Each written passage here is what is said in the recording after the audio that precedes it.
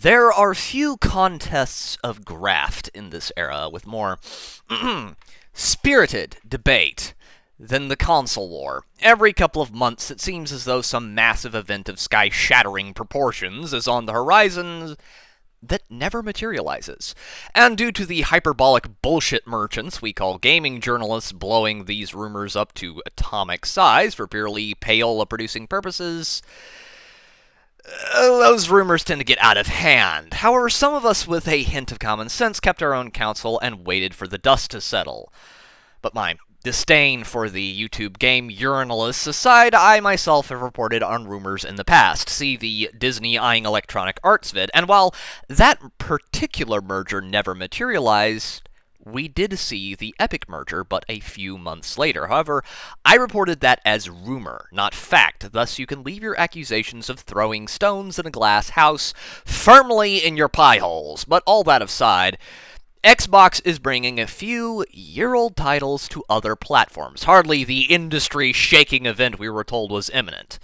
This makes perfect sense from a business standpoint. Xbox wants to put their software on as many platforms as possible for one very good reason. Price.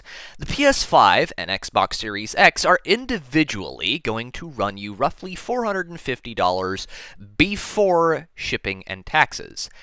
Steam, of course, is an option for anyone who wants to play on PC, but GOG.com gives you access to DRM-free games, and here lies Xbox's ace in the hole. Game Pass, which makes playing a lot of those true next-gen experiences a whole lot more affordable. And Xbox has been capitalizing on this heavily. They're not taking the same route as PlayStation, with the whole more exclusive to PlayStation titles. They firmly plan on putting their titles on as many platforms as they can, and more specifically, they would no doubt like to put Game Pass on as many platforms as they can, but this by no means would indicate an intent towards dumping production of the Xbox in future. Sure, it's hardly as profitable as the Switch, but nothing is. That damn thing is going to be printing cash long after we have all turned to dust. But my admiration for that particular plastic brick aside, Nintendo is not playing the same game as Microsoft. Sony is. And if Sony has one whit of intelligence, we can already see them testing this out with Helldivers 2 and the massive success that it is, which it would not have been without being multi-platform. And if Sony takes the right course here, they too could make the move away from exclusivity and towards multi-platform. And that is the crux of the situation. The market is contracting due to the recession we are currently experiencing.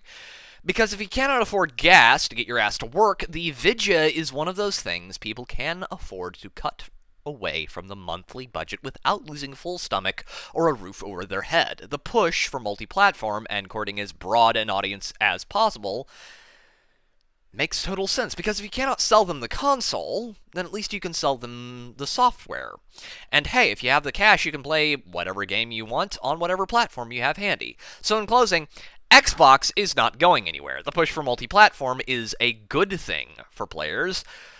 I've rambled on long enough. Tell me what you think down below. This has been Pete, the Heretical Nerd, signing off.